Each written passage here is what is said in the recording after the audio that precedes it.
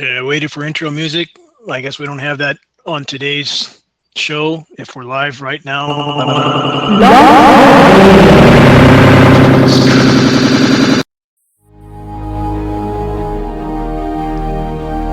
The very word secrecy is repugnant in a free and open society.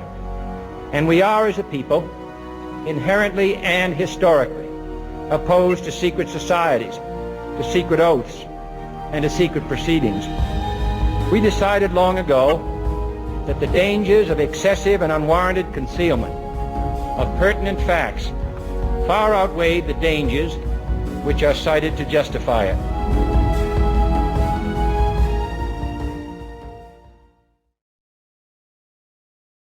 Just a new system we're trying to get used to.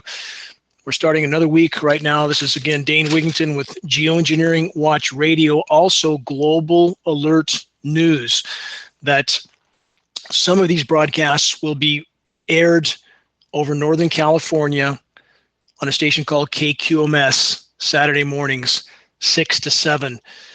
So we're trying to get the word out on a commercial-free news hour with a large radio station that has nothing but commercial media on it. So that will be a unique venue there, and we'll get our technical glitches worked out here. I know we had some last week, but there's a lot of issues with internet things that I think a lot of us are encountering, and we're experiencing the same on this end. But anyway, that being said, we're still on the air, it seems. So as we move forward for this week globally, again, the unraveling events absolutely are continuing, and with so many people still under the impression, the delusion that their government exists for their good, that their government cares about them, and that somehow is working for the common good. And this delusion needs to be shattered, obliterated. It couldn't be further from the truth. What we have around the globe is countries that are run by what amounts to mafia syndicates that have been in control for so long. The tentacles are so extensive that there's nothing that's not infiltrated by this dark cabal, if you will. So while we have all hell breaking loose around the globe, and we do, those that don't see it aren't looking very closely. And if they're watching only mainstream media, that's what you see. Some drama they pull out of a hat. We'll get to format for this show, by the way, for those that call in. And I want to give a call-in number now as well, because it's a new call-in number. The guest call-in number now for this show and Blog Talk Radio, and we'll get all the glitches smoothed out in the next week or so, I'm sure. It's just a lot to deal with. And by the way, I never wanted to do radio. I never wanted to be involved with this kind of a battle. And I never, my whole life, as I've stated many times, I've never been politically oriented, never belonged to clubs or groups, or I've always stuck to myself, if you will, and did what good I felt I could without being on any particular format. But what does one do when you're faced with this kind of scenario? You try to figure out things you didn't know how to do before, just like the radio show that we're having the troubles with. This is not my area of expertise, but it's something you learn because you have to adapt, because you have to get the word out. It's something that needs to be done, period. So you try to acquire new skills, and thankfully, people like Russ Tanner and Doug Diamond, who are on the show right now, without whom I wouldn't be just at the starting plate. I would be in the dugout still with this radio show. I would not even be in the game if not for people like Russ and Doug and a lot of other people that are helping. I would not be able to get a lot of things done that need to be done. So my gratitude toward them. But when one is faced with new challenges, immense challenges that have to be dealt with, figure out what you need to know. You do what you have to do. You try to acquire new skills, and if you hit bumps or radio glitches with new radio programs or technology, you deal with it, you try to move on. That's where we're at. So I apologize for the glitches. But back to what we face. We'll get to callers in a minute, by the way. That call-in number, again, the guest call-in number, 929 477-2297. If you have a question, you'll be talking to Doug first, and he'll put you on the air as soon as he can. So back to, again, the question I was posing at those who feel the government's there for the common good, and the delusion that must be shattered, that these so-called elected officials are nothing more than minions and pawns for those in power. And I have yet to meet one, and I've met quite a few, that has any sort of moral fortitude, any sort of moral compass. They may have had such qualities at one time, but they've long since lost them.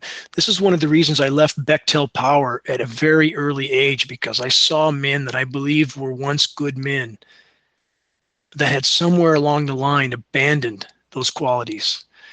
They'd given up on standing for anything that mattered. They'd simply succumbed to the system, and I did not want to become like them.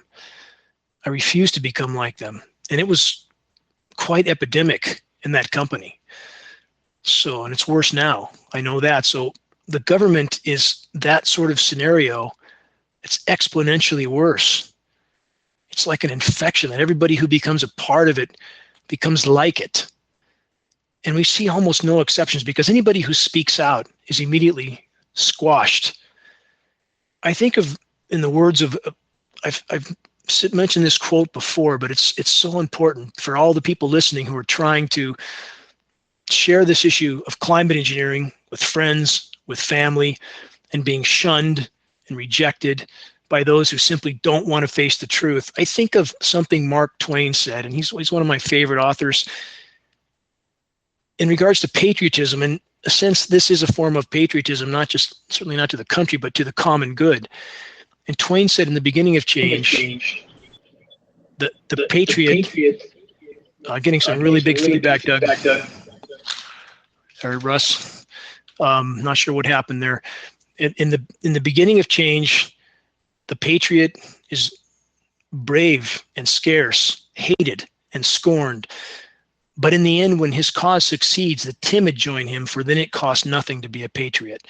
And for everybody listening, and all the stories I've heard from people who are feeling, again, rejected and marginalized by their own family, remember those words, that you have the courage to try to stand up on the most important issue of all, and that those around you don't have that courage. But when there's enough momentum, they will at some point have to step forward, and that point is very close given the collapse that we're headed toward. So again, the delusion that the government cares for the population, for the individual, is simply not true. And how many examples do we need of our own government that, with its own troops, shows nothing but neglect? From the Agent Orange situation in Vietnam to depleted uranium, the whole Vietnam War, in fact, and every other conflict since. Depleted uranium, for those who don't know what that is, our ammunition is radioactive. We talked about that before in the show. We had Gulf War syndrome, about 200,000 troops sick from that. We had whole sections of the planet contaminated forever from depleted uranium. We have veterans that aren't being cared for at all. We have the whole 9/11 scenario. Anybody who thinks the official story is accurate on that is really in a closet. The government is not here for our own good. And now the epitome of that, climate engineering, the poisoning of our own population. People that we communicate with need to be brought to an understanding where they realize the government is not there for their good. That's simply a delusion they've been fed, that's been propagated. And we look at what mainstream media, I know a lot of people don't watch mainstream media, and I can understand that to some degree. But I would argue it's imperative to watch at least every one of these channels, so that you have an understanding of what those family members and friends are being told. So you understand why they believe what they believe. How can you understand their mindset if you don't know where they're feeding for their information, the trough from which they're feeding? So I make myself watch mainstream media every day. Fox, CNN, MSNBC. That gives me an understanding of just how far off base the flow of information is for the general public. Gives me a better understanding. So when I see today, for example, on Fox News, that their long discussion of a simple murder case or a person that was abused by the police, or in fact, birth control, and this is most astounding, that they talk about birth control with such aggressive angst, and yet they don't say a word about what happens to the entire planet and the population from things like climate engineering. The hypocrisy is immense when they focus on one aspect, that whatever a person feels about that particular subject, how can that compare with the poisoning of the entire planet and the fact that the entire planet's imploding? So again, it's imperative that we take the time to try to understand what's being fed to those people around us, so we understand why they believe what they believe. It gives us a better advantage in trying to communicate with them in a manner that they'll understand. Because we have every reason to feel justifiable outrage, absolutely every reason. So if we have a broader understanding of why those around us feel the way they feel, we can communicate with them better. Doug, I'm getting quite a bit of feedback. I'm not sure what's wrong. It's echoing back through. It sounds like underwater sort of situation. I hope you can hear me okay. Russ, are you there, and can you hear okay? And yeah, I'm here, Dane. Can you hear me? I hear you good. I just have like an underwater sound coming back at me like an echo. So we're still having technical difficulties, it seems, on the radio, but we'll just deal with it. Russ, I know you're feeling a little under the weather still. You're being hammered there as usual. I'm hearing from a lot of people, same situation, but so we know we're being sprayed. That's typical every week, and we bring that up every week, so nothing's changed. It's only getting worse. In regard to mainstream media, those people around you, Russ, you see the same kind of influence I'm talking about, that has programmed people to feel the way they feel, to respond the way they respond, to be completely oblivious and blind to the fact that the government is not there for their own good? Yeah, absolutely. I mean, the thing is once your eyes are open and you see what the big game is, you see that people are conditioned to be dependent, conditioned to believe what they are told in mainstream media, you can see how this is actually being facilitated through nightly news and even through sitcoms and television shows, that we are taught to just believe everything that we feel, to believe what we're told, and just to, hook, line, and sinker, take the line that's being fed to us on the news. And so does it strike you? Oh, go ahead. No, I was just going to say, it's truly amazing to live in this world. I feel like there's two groups of people. There are those with their eyes open and those that have blinders on, and they don't want the blinders off. Well, that's exactly what it is. Ignorance is bliss for a time, but that's not going to be the case much longer. Does it strike you as immensely hypocritical when you see these news stations like O'Reilly, for example, and Fox News, and it's really the same on the other stations. There's really no difference ultimately.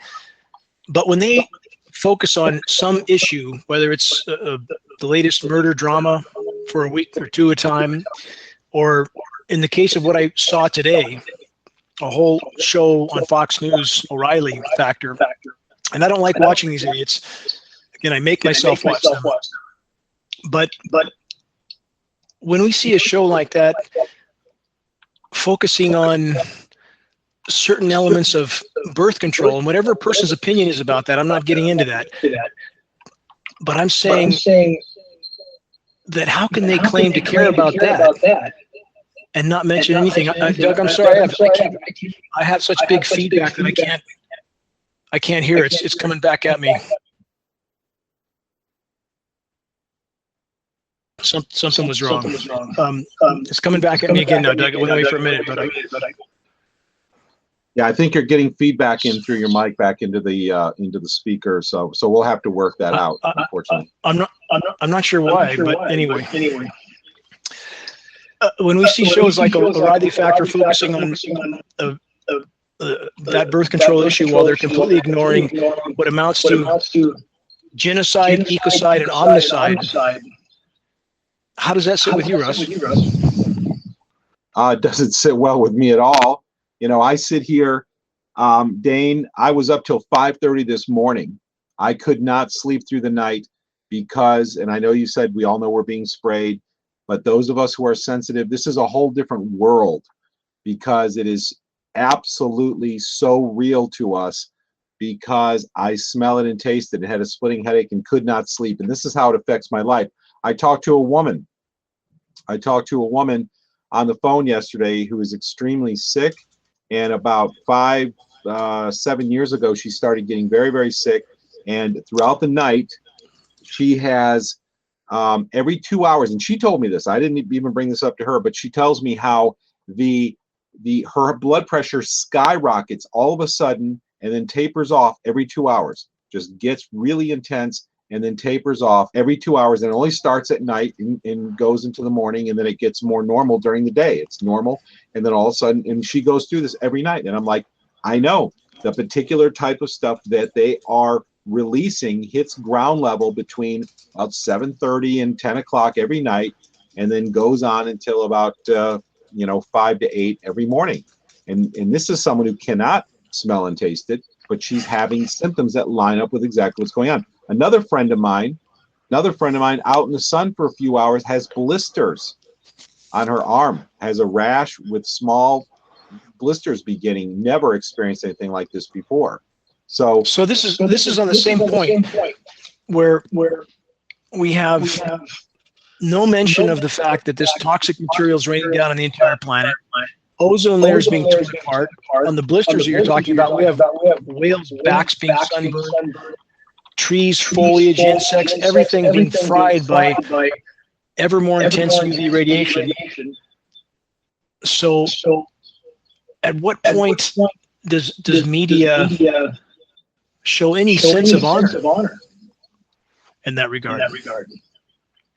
I know, you know, the thing is that the power of the paycheck, the almighty power of the paycheck, and I guess the sad truth, Dane, as much as I would want to see these people be honorable and tell the truth, is that if they speak up, they're going to be out of a job and they'll find somebody who will toe the line.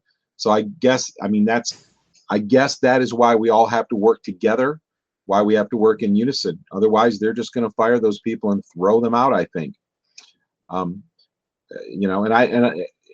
It's a whole different paradigm for those of us who see what is going on, and trying to wake up people who don't want to be awakened to what is going on is very difficult, as I know many people that I've spoken to have been through. And I know we spoke earlier today, you see trees dying, the tops of trees are just seared brown, just dying, just all over the place. We're getting reports from this happening all over the place. And of course, you've been in drought because of this for such a long time. The people are going to be forced to wake up soon. The problem is by the time they do, it's going to be so late in the game, and we're already late in the game, and people are waking up, but it's so late in the game because people have resisted. People have waited as long as they possibly could. You still with us, Dane? All right, I think. Hey, Russ. Yes. Dane's going to call in on the phone line. Okay, very good. Well, I'll carry this until Dane calls back.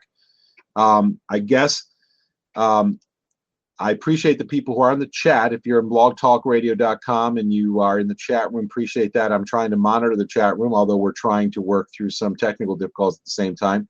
But Dane will be back with us in just a moment. And then we're going to take some phone calls. I see that we have some people in the queue to talk to Dane.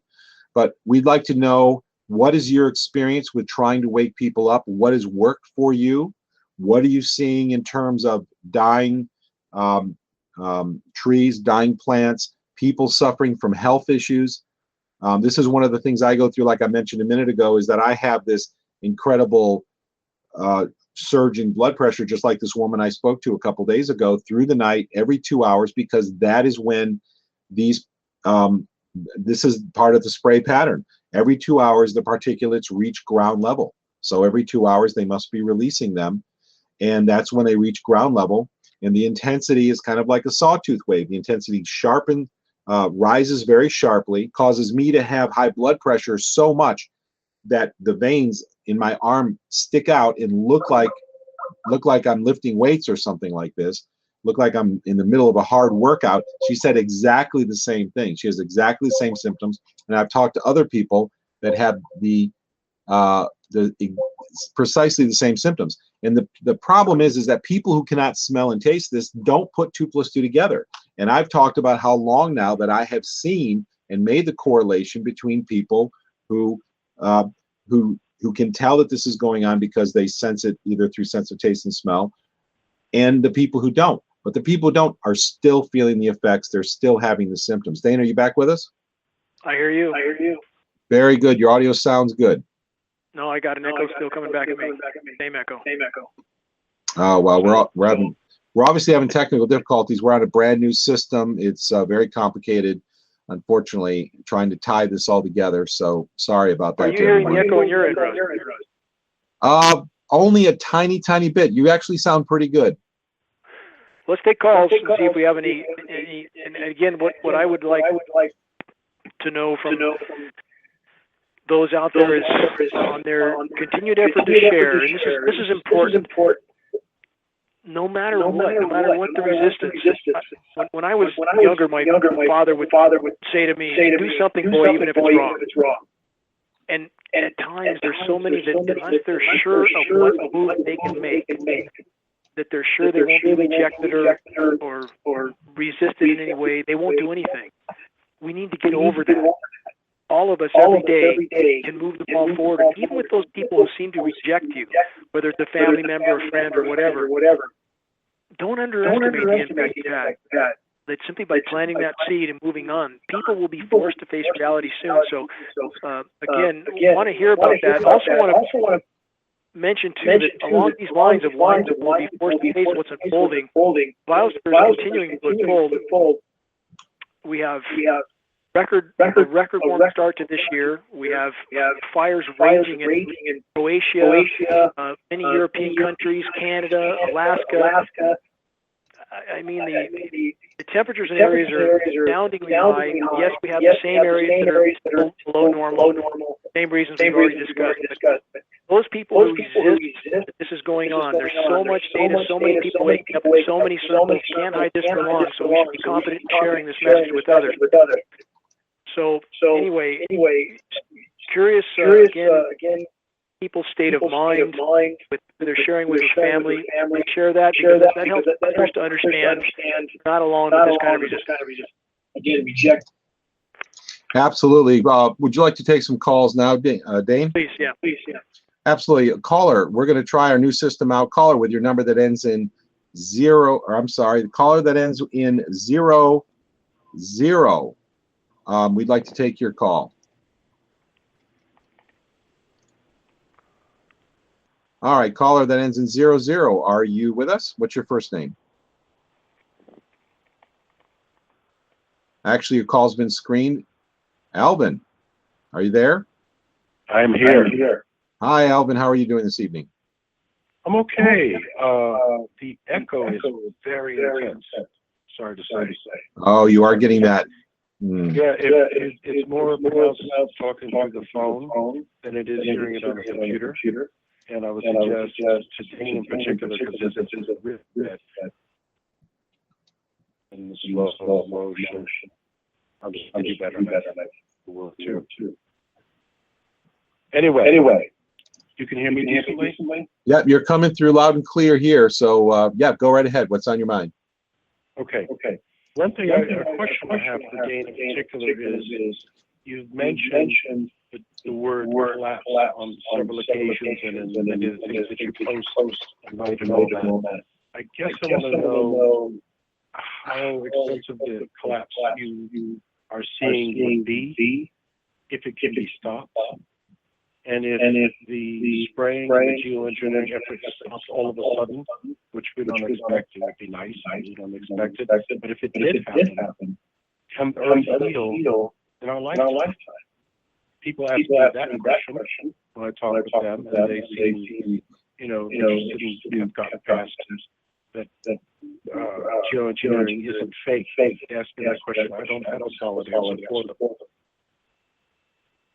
Alan, I'm not sure how well you can hear me. The echo is so profound that I can only hear every few words. Is it the same on your end? Yeah, it's really bad. It might be. Did it just get better? Did it just get better? Because it just got better for me. Yeah. Can you hear me okay? Yeah, definitely better. Okay, yeah, it just stopped, so I don't know what was going on. My head cleared out. Maybe we'll be okay now. So you didn't repeat that last bit of your question, Alvin, because I couldn't hear a thing. Okay. Basically, what I want to know, because people are asking me, once they've gotten past the idea that geoengineering isn't something fake and chemtrails are real and all that sort of thing, they're beyond being just a newbie altogether and starting to ask real questions. They're saying, okay, so a lot of people are starting to understand this, they're starting to wake up, but the word collapse has been used by you and other people in our pursuit quite a bit. And they want to know, and I guess I want to know, how big a collapse are we talking about? What is the nature of the collapse going to look like? And can it be stopped? And if geoengineering efforts were to stop tomorrow, say, we know it won't, let's say that were to happen, and heal in our lifetime. I don't have an answer when people ask me that urgently. They're scared, they're frustrated, they're excited, they want to do something. They're saying, if we're going to commit to really pushing to stop this, can it be stopped? And if it can a collapse be averted? Alvin, thank you for that's a profoundly important question, and I think that's really cutting to the heart of the matter. I'm glad I can hear you very well now. Hopefully we'll keep this audio going. That is the bottom line. And for so many people in our society are trained that unless you can get a guaranteed result, it's better not to try. It's better just to take the what can you do about it attitude and sit back on the bench, sit back down on the bench. And I would argue that's exactly the wrong direction to take. Life has never had any guarantees. Mathematically speaking, short of some unforeseen force that intervenes, and I don't say that lightly, I don't claim to know all the answers with regard to what else is in this equation that we may not be aware of, but at face value, the collapse we face is total in regard to what we've known. It cannot continue. This has been a mathematical fact from the beginning, and that should be a strong statement to just how delusional, our society is. The notion that this sort of paradigm could continue was always immensely delusional. But the sooner we wake up from that, the more chance we might have to save something. Mathematically speaking, will we have a chance at having a planet that recovers to the one we have known? No, not in any time frame that matters. Does that mean we shouldn't try? Absolutely not.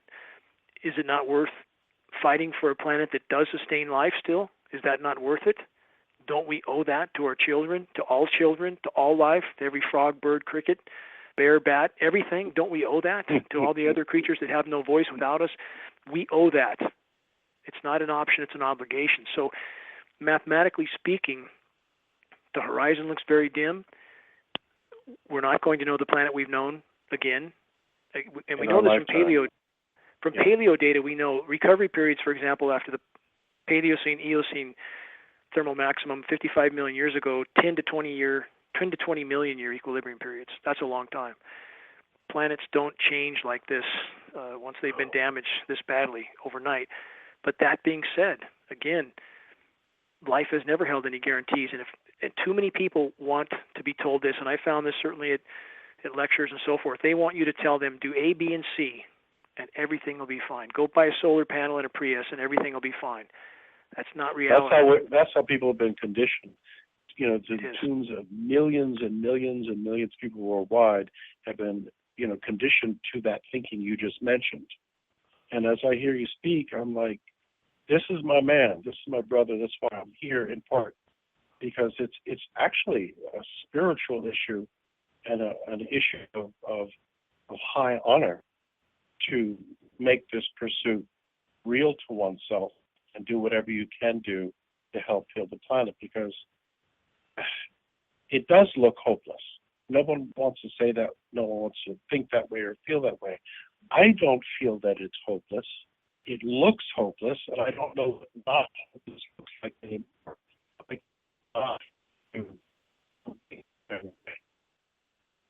can't actually something. And that's kind of where I come from when I talk to people. I see your perspective. Your audio is getting a little rough, Alvin. Well, what the hell good is the point in pursuing it if the Earth is going to blow up anyway? That's the attitude a lot of people have. Well, here we come down to the point of what's life about? What's it about? Yeah. Is it about a personal pursuit of pleasure, or is it about fighting for the common good without a guarantee? And the only time that there's hopelessness is when people have connected themselves to a particular outcome, and that's a mistake. Mm. And the great traditions all teach, we have the three poisons. Again, I've mentioned this before, but desire, aversion, illusion, all the traditions teach certain principles that are imperative. We should see things as they are and not try to maintain an illusion. That's a huge mistake. And we should not try to move toward a particular outcome, i.e., having exactly the reality we want, returning to the reality we've known. We can't attach ourselves to those Russ, things. I'm losing Dane. I'm losing you. You're breaking up heavy. I'm not sure what's up. I'm still here on Can this you hear end. me okay? Yeah, sorry, you're Yeah. actually both coming through okay. Are you hearing me okay? I hear you good, Russ. Wow. Sounds Okay, like I'm sorry. Yeah, having some audio issues here, but I'm hearing both of you all right. Well, this, again, when we attach ourselves to a particular outcome as the motivation for our action, that's a selfish motivation. We can't approach this situation in that manner. The sooner we accept what is and accept that we have a responsibility to fight for the common good, that's the kind of people that can make a difference in this battle. And I hope everybody becomes one of those and doesn't just decide that they can't do anything, because I would argue this. Again, we have very profound steps we can take forward, and the biggest of those steps is to expose and halt climate engineering. And any person listening right now, any single individual listening, could be that final grain of sand, again, that tilts the scale, that starts the avalanche. If we all pull together and we know we can take that kind of quantum leap in the right direction, must we not do that? And even though, again, however dark the horizon looks, there's much we cannot know. And yes, we're in uncharted water, and mathematically it doesn't look good, but that's beside the point. Absolutely beside the point. It's up to us to play our part in the play, period. And if we all do, who can say what profound good we may do at this late hour? That's I have heard every word. That's where it stands. And it's you, Alvin. It's me. It's Russ. It's Doug. It's everybody listening, and all those activists that are trying their best every day. But again, it comes down to what I'm not sure how much the audio got through at the beginning, but it comes down to this. That, it's what my father, again, was very tough on me, and he would constantly say that to me. And I've practiced it, sometimes for the better, sometimes for the worse. But again, that notion of do something, even if it's wrong. It's not that you try to do something wrong, but to do something is better than to do nothing, period. Try. Yeah. Who haven't you talked to? What stone haven't you unturned? What store haven't you been into? I go into every place I pass. I just went into all the military recruiting offices again to talk to the men and women there. Very cordial with them. I tell them I salute their service, but there's things happening that are not being disclosed. That, a lot of scientists that are giving a lot of bad advice to the government that's being followed. We're trying to wake up our military brothers and sisters. They're receptive to me. I go into every type of chiropractic office or any type of health food store. If you have material with you, we should all think along these lines. What stone haven't I overturned? And if I was in a restaurant yesterday briefly, and I talked to the managers there about this issue, and they were absolutely all over it. In fact, before I left, and this is a major chain restaurant, they had GeoEngineering watch flyers and event flyers on their front counter by their cash register. Before I left that restaurant, I saw several people walking around with flyers in their hand. There's so much we can do. Every place we can start a spot fire. All of us can do that. All of us. And we should approach this again as if we're trying to sound the alarm that our child's in a burning house, because that's a fact. So again, if we all think along these lines and not look at the top of the mountain that looks so far away it's impossible to reach, but focus on every step in front of us. At the end of the day, we may reach that summit if we simply keep marching. So Thank you, Dane. I appreciate your question, Alvin, very much. I appreciate you, and I've enjoyed our communication, and I appreciate everybody on the phone. And again, we're all tired, we're all fatigued.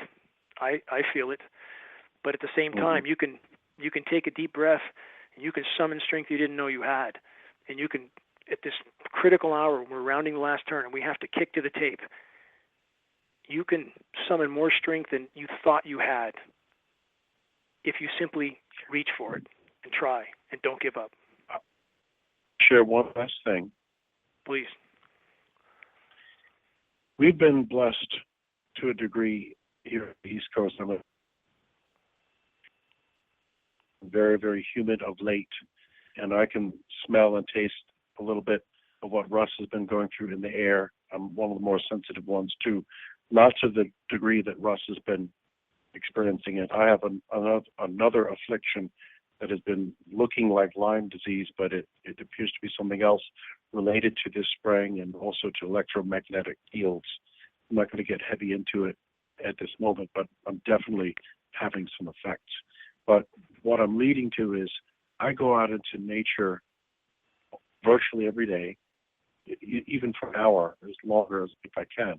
I see creatures, I see animals, I see flowers, I see incredible lushness, because we have the rain that the area that you live in, Dane, should be getting.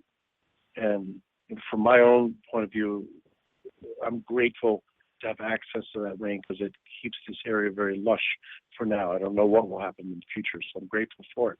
But I see massive life, green and creatures and birds and all kinds of streams, and it's just wonderful. It renews me and it helps me stay in the fight because I know that's part of what I'm fighting for, to have that green and that other people can have it too. I don't know how long it will last. We've had our own droughts here and other problems, but I've been lucky enough to be out in the woods, in the ocean, in the streams, and see what I call God's nature. And it renews me in a way that if it didn't exist, I'd have gone mad years ago. So that's part of why I'm in the fight, aside from people that I love and for my own life. So it's very real to me. It was real before I met you, and it's even been made even more poignant and real being able to have contact with you, with people like you. And, well, there's nobody like you, but you know what I'm saying. I'm in it.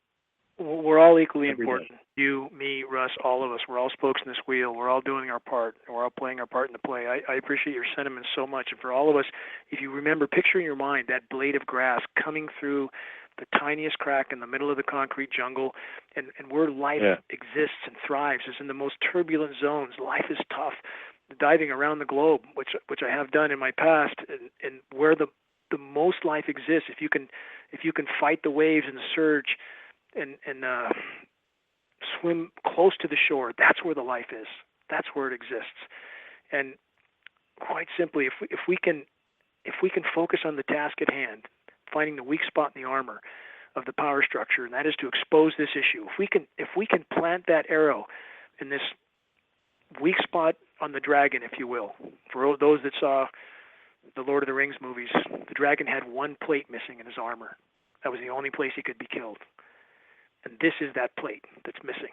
If we can plant this arrow, if we can expose this issue, a shockwave will travel around the globe, and we're closer than people think. Don't give up. Don't give up. I appreciate you, Alvin. We're going to try to grab a couple more calls. And, hey, thank you for everything you do, everything you are. Stay healthy, my friend, and we'll talk soon. Yes, sir. Thank you for the time. Blessings. Thank Hey, you, Alvin. Dane, we've got Michael calling from Canada. Let's grab it. Hey, am I here? Hi, Michael. Hear you loud and clear. Sorry about all the glitches we had earlier. Sorry about the delays getting to you. Hope you can hear me okay. Yeah, it's really good now. That was a little bit amusing earlier, indeed. Good that I got sorted out.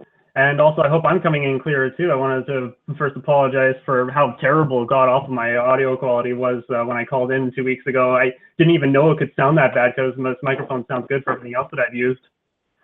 So I have some important stuff to discuss with you. Actually, I'm gonna have to try and get quick because of the time frame going on here. But first, I'll begin with an update for the weather here from when I called last week. We finally got some rain here. And putting a bit in the 2.5 month droughts we had. The first day was barely a drizzle, and then the next day was almost a flash flood, even though the weather network said there wouldn't be any rain that day. Well, so that was. You're going to see more and more of that. The pressure's building up in the system. Part of what the climate engineers have done and tried to do is to lower atmospheric relative humidity. And they have in many places around the globe. The average has lowered. This is in a video I just did on the high bypass turbofan jet engine, and this builds up pressure in the system. And they're trying. Water vapor is a greenhouse gas as well. It's a very narrow-minded approach to the problem that the climate engineers have taken. A very destructive approach overall. But as they lose control, as convection takes off, and it will because the ozone layer is completely decimated now, and it looks like Project Lucy and Project Alamo, the use of the ground-based ionosphere heaters like HARP with opposing frequencies to microwave the atmosphere and try to degrade the methane that's filling the atmosphere, that is also shredding the ozone layer, which is releasing immense amount of UV radiation on the planet. That's going to increase convection. So as their ability to slow that convection with the massive aerosol spraying starts to wane, you're going to see massive deluges, more and more and more. So that's going to come. Yes, I saw that video, and it was good to see the data presented in that from those charts and stuff. So then after the rain was done and the aerosol clouds were breaking apart, I saw something rather peculiar. A bit behind the clouds, I saw another kind of aerosol cloud that I've never seen before. It looked like a slab of sedimentary rock, kind of like how the trails look like when they break apart in many thin layers. Only this wasn't a long trail, and you could tell by comparing it to the other clouds that the layers of this cloud were vertical and not horizontal, as in they were higher in altitude to each other instead of fanning out over the sky like they normally do. The whole time I was looking at it, I could only think that it literally looked like there was a chunk of rock sitting in the sky. Have you ever seen anything like that before? Well, I've seen a number of interesting phenomena. I've heard, Russ, if you're there, or Doug, feel free to chime in, either one, if you guys have heard of anything on this issue of a vertical trail. Certainly some of that might be going on. You could have perhaps from the CARE program, the acronym, it certainly doesn't fit the program, the chemical aerosol release experiment. And this may be what some have referred to as chem bombs, and I don't like, those terms are not helpful for our cause. We should use the science terms, but you could see something like that, some sort of canister detonation that's then plummeting down to earth and leaving a trail behind it. It's not necessarily one going from the ground up, could be from the top down. It's difficult to say, but still seeing lots of aerosol disbursements, and a lot of people mistaking when they start to see clouds, these aerosol clouds appear, they're, in my opinion, in most cases, and the data would support this, they're simply seeing aerosols that may have been dispersed at a higher altitude that are not showing up till they get to a lower altitude and accrete some moisture. It's not necessarily any kind of canister detonation in that case. I mean, there seems to be a much more profound effort to be covert in the spraying in many locations. We're seeing a very big change over California. They appear to be making a much bigger effort to be covert and not so in your face. Yeah, that's interesting. So then moving on, what kind of position were the environmentalist people that you've talked to when you tried to talk to them about this issue and they wouldn't listen? Because last week at my farmer's market, there were some activists against oil tankers and pipelines who regularly set up there. They even remembered me from when I participated in one of the protests. And I attempted to engage in conversation about this issue with them by first stating that I heard that environmentalists were apparently the most difficult people to approach this issue with. And so I start by talking about the weather, and then they say something about how we're not getting enough rain. And already assuming they're fully convinced that global warming is real and that the planet is getting hotter, I mentioned to them that global average rainfall is down 7% and that the law of physics states that it must rain more on a warming planet, not less. And then, of course, that concerns them, and then they ask why that might be.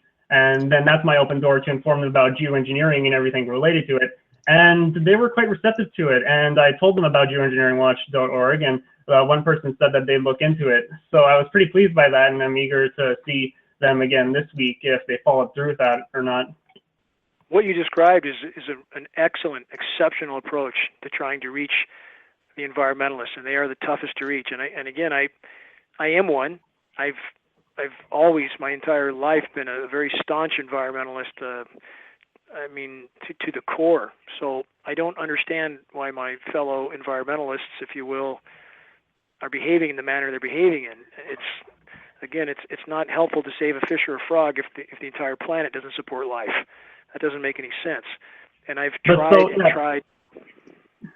Go ahead. But so what position were the environmentalist people that you've talked to were in when doing this? Well, in like the ranking of the organizations.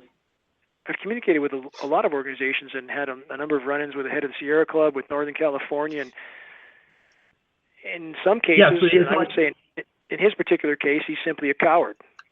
And I'll say it flat out. I mean, the head of the Sierra Club in Northern California is a coward. He won't face this issue. And the last Earth Day, with the people who ran that event, cowards as well.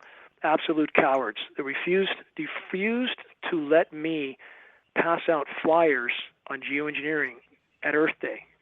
That's how cowardly they are. And I did it anyway.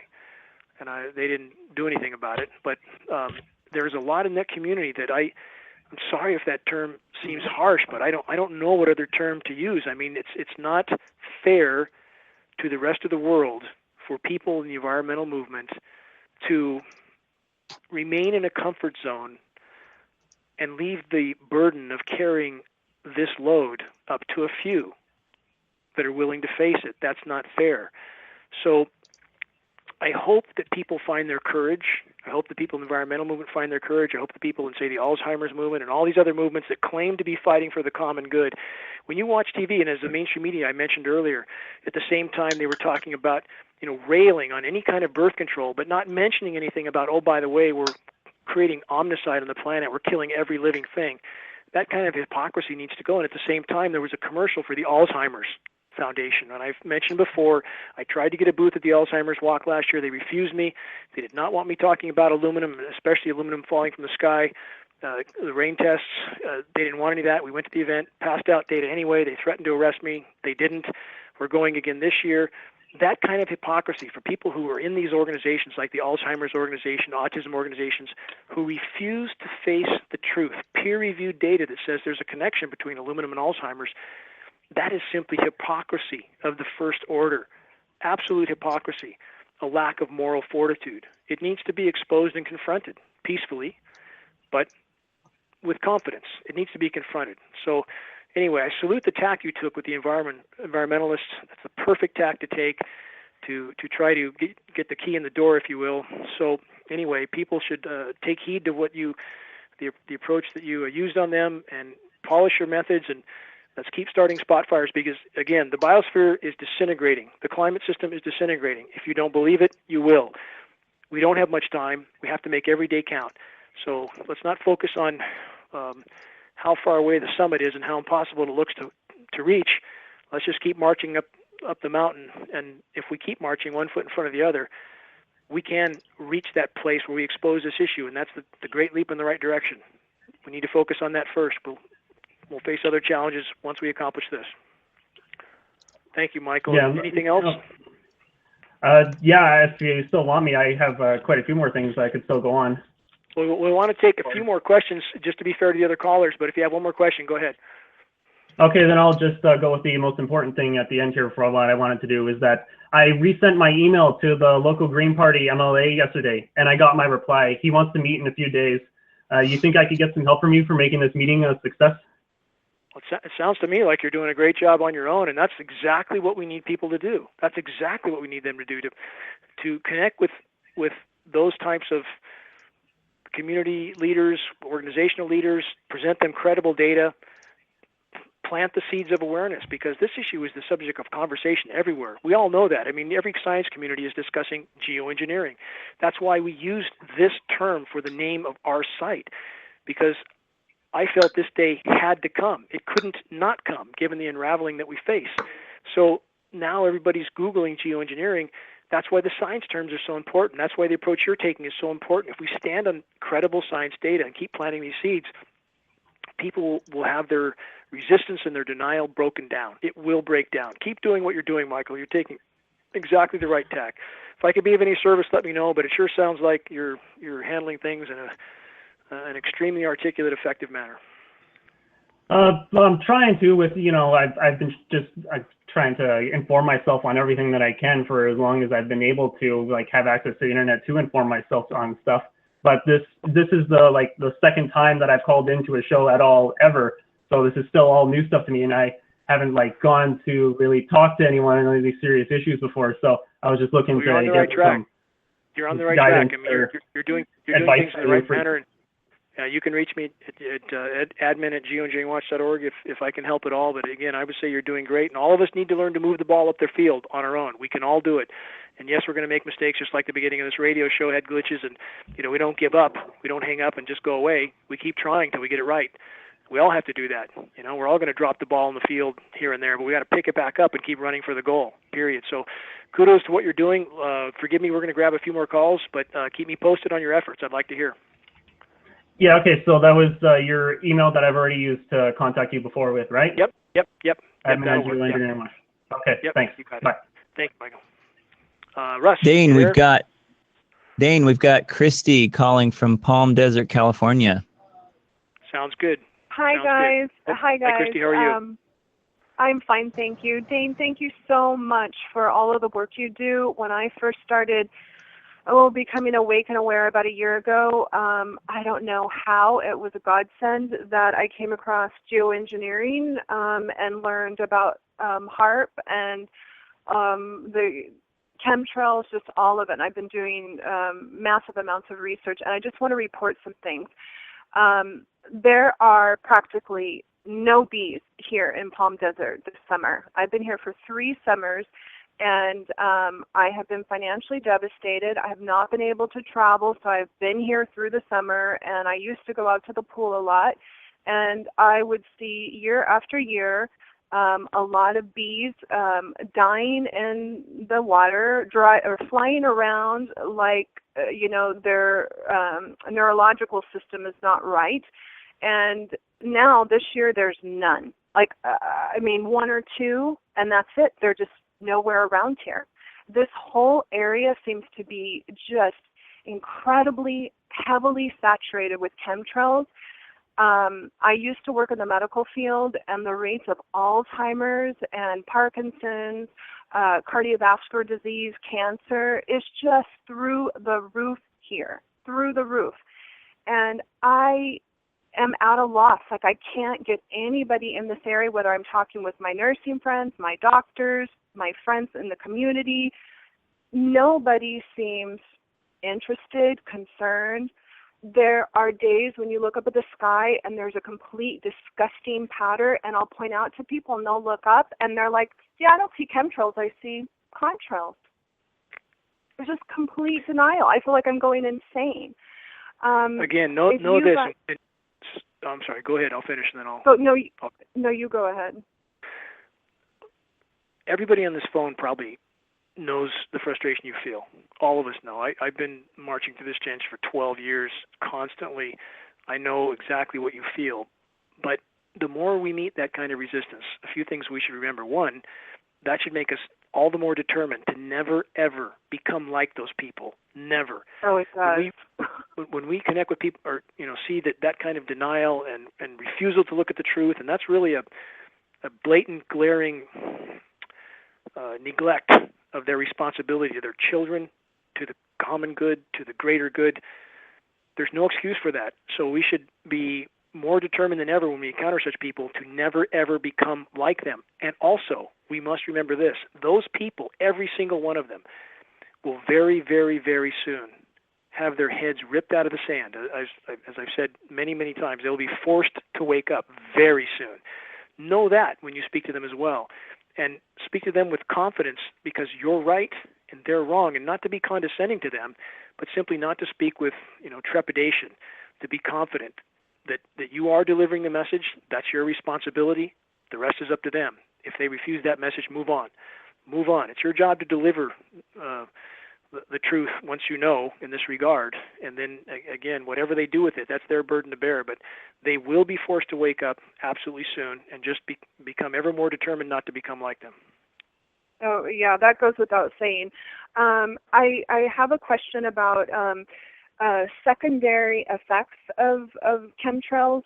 For instance, we just had last week on Friday a horrible windstorm. It was so disgusting. All I could think about is that in addition to the chemtrails that we have dropped over us, now we have being whipped up in the dust, like even a higher concentration of years and years. Would that be a safe assumption? Absolutely. It can't not be that way. Russ, you there, my friend?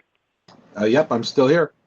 You haven't any now with you're sensitive to these materials, as many people are. During a dry stretch and a dust storm coming up, are you encountering? I mean, you certainly, I would imagine, have the same effect, right, Russ? I mean, you sense the increased materials. They're certainly settling on the surface. They must blow around. There's no mathematical question about that. Have you been through such a storm, Russ? Yeah, absolutely. And I know. In fact, we had an attack last night. I was up till 5:30 this morning because I couldn't sleep through the night, as I know some other people were as well. And the first thing I do is I check and see if there's a storm coming in, because they often lead storms by about 12 hours. So I've seen this pattern. But aside from the overhead spraying, though, even without that, have you been through any period, because you're in a different area than the Southwest Desert where we're talking about now, but have you been through a time when there's just a dust storm without necessarily excessive overhead contribution to that, where you felt the same systems you feel from the air blowing everything around? Oh, absolutely. Absolutely. So it can't not be that way. It must be that way, to answer the question. Well, if I could just share with you that on Friday when I was out and about in it felt so disgusting and toxic, the air, like just breathing it in, my lungs just ached. And then within 24 hours on Sunday morning, I woke up and I had a temperature of 103. My head just hurt, a headache like I'd never experienced before, and my lungs just ached. It felt so heavy, and for 2 days I couldn't do anything but sleep. I was just so weak, and today I'm feeling better, but I just know that it is related to that. It cannot be. These particles are highly inflammatory. The smaller the particle, the more inflammatory they are, and the reason the smallest particles possible are advantageous for climate engineering is because the smaller the particle, the greater the volumetric forcing for use in solar radiation management, the greater the surface area. So the smaller they can make the particles, the more effective they are for solar radiation management and climate engineering as a whole. So they don't care about the downstream effects, human health effects, and so forth. They simply want the smallest particles they can for their purposes, which are the most lethal for us. And that's the way the equation works. I'd love to contribute to Christy. I've experienced this as well, where, first of all, we know that barium and aluminum are immunosuppressive. Secondly, we do know that there's a particular type that they use, usually they associate with rain or with cold weather, that does give people the flu. I mean, when they emit this type for 3 days in a row, half the people I know are sick. And this has happened over and over and over again for years. When I had this recent experience on Friday, it actually reminded me of another time I had gotten sick when I was up in the White Mountains in Arizona on ATVs going through the desert there. Not the desert, but the forest there. And that the White Mountains have just been ravaged, over the last 2 decades. And the dust and stuff felt really toxic then, and I got so sick. Having worked in the medical field, it's like there needs to be a new flu that's called the toxic flu, because it doesn't feel like the same flu to me. It feels like it's toxic. It is different. You're absolutely all right. We got about 10 seconds left. Christy, thank you for calling. Dane, any final word? And then we've got to close out. I'm sorry, Christy, but thank you for calling. That's all. Every week, let's all keep moving the ball up the field. All of us. We have to make every day count. On behalf of GeoEngineering Watch Radio, this is Russ Tanner. We're here every week on Blog Talk Radio at 7 p.m. Pacific Time, 10 p.m. Eastern Time. Please check us out and check out the show archives and invite your friends next week. We'll see you next week.